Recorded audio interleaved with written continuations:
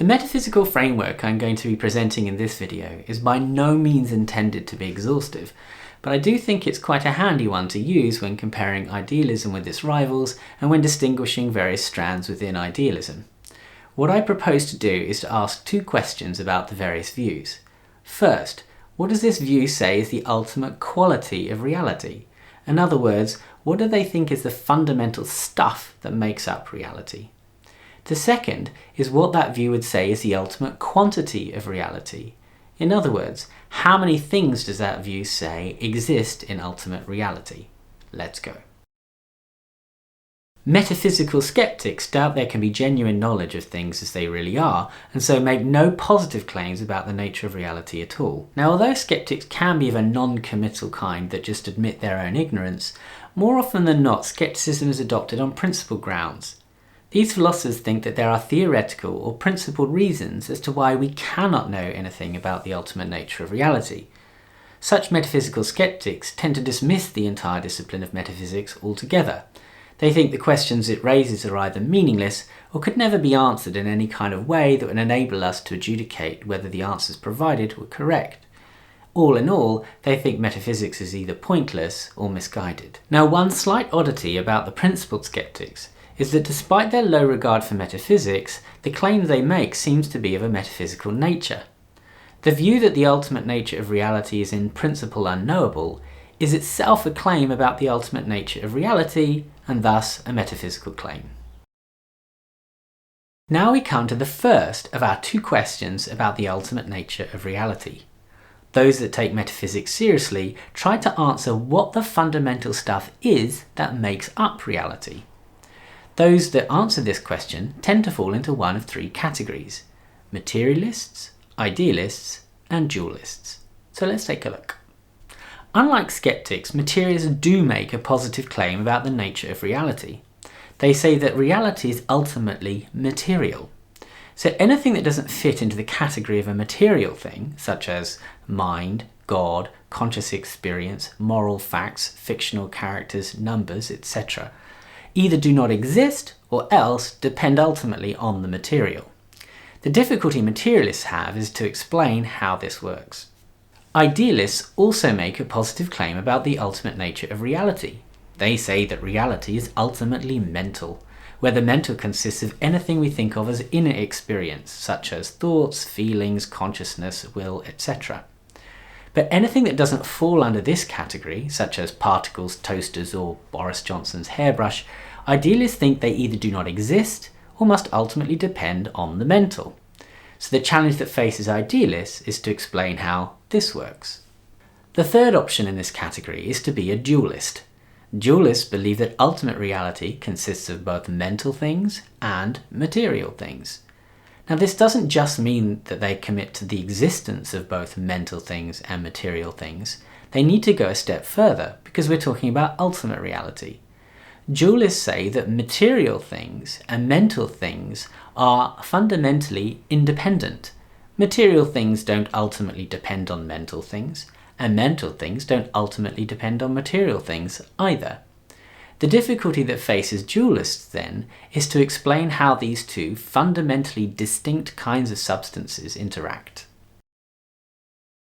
Once the question of the ultimate quality of reality has been answered, there comes the question of the ultimate quantity of reality.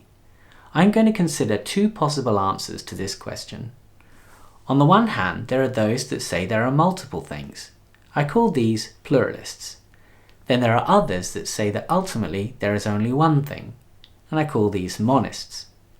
We've previously talked about substance dualists.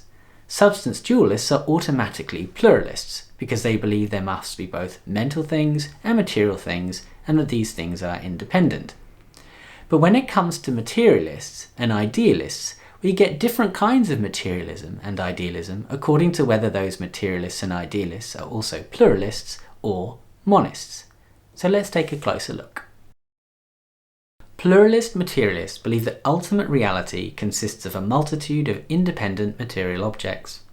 Typically, this is held to be the basic building blocks of the material world. It used to be assumed that these were atoms, but since the atom was shown to be divisible, it's now more commonly assumed to be the fundamental particles of standard model physics. Now, if it turned out that the fundamental particles of standard model physics were further divisible, that wouldn't be a problem for the materialist pluralist. They don't need to be committed to any particular kind of fundamental material object, only to the view that there is some kind of fundamental material object that makes up the rest of reality, and upon which everything in reality depends. Now, as well as needing to explain those aspects of reality that don't seem to be material, pluralist materialists have a further challenge, and that is to explain what seems to be the fundamental interconnectedness of the material world. Specific challenges in this regard include explaining quantum entanglement and things like the apparent success of quantum field theory. Monist materialists believe there is only one fundamental thing and that that thing is material, whereas the pluralists tend to focus on the basic building blocks of the material world. The monists focus on the material cosmic whole. Sometimes an analogy is used. A pluralist believes the world is a bit like a brick wall. First come the bricks, then comes the wall, whereas the monist believes the world is more like a sliced pizza. First comes the pizza, and then comes the slices. Monist materialists have the challenge of explaining consciousness like all materialists, but they also have the challenge of explaining how the world, as a cosmic whole, came to be divided the way it seems to be. Pluralist idealists believe that ultimate reality consists of multiple minds. What seems to be the physical world is said to be part of the experience of mind, and therefore what seems to be material objects are actually experiences had by one or more of those minds. Loosely speaking, this means that if a thing is not being experienced by some mind or other, then it doesn't exist. It's not just that a tree that falls in the forest doesn't make a sound if that sound is not heard, it's that the tree itself doesn't exist unless some mind is experiencing it. As well as having to explain what seems to be the physical world, pluralist idealists also have to explain how these independent minds manage to communicate, and how it is that they experience what seems to be the same physical world. Solipsists are monist idealists. They believe that ultimate reality consists of a single mind, their own. What appears to them to be other people wandering around, they say are just mindless bodies, more colourfully now called zombies. No, not the horror kind that amble around looking for brains, but frankly a far more disturbing kind. People just like you and me, but with no inner conscious world going on inside. It's all just dark. Yuck. As idealists, solipsists believe that those zombies and everything else that seems to make up the physical world are actually only parts of their own experience, and so everything ultimately depends on their own mind. Amongst idealists, solipsists have the extra challenge of rationally explaining their own behaviour, since many of them act towards other people not as if they are mindless zombies, but as if they are genuinely other people. For example, I've even heard of solipsist meetings where solipsists get together to talk to figments of their experience, I guess. Absolute idealists are also monist idealists. They believe that ultimate reality consists of a single mind. They don't think that this mind is their own, instead they think of it as an absolute mind. The absolute mind is identified with the whole of reality, and then it's sometimes, although not always, further identified with God. Now, absolute idealists don't deny the existence of their own mind.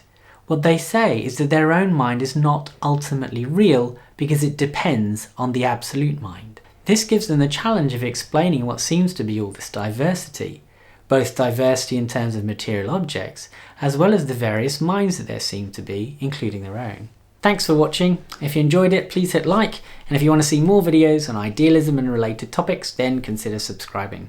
I also have a video that goes into a brief history of idealism, which you can watch next, but otherwise, have a wise day.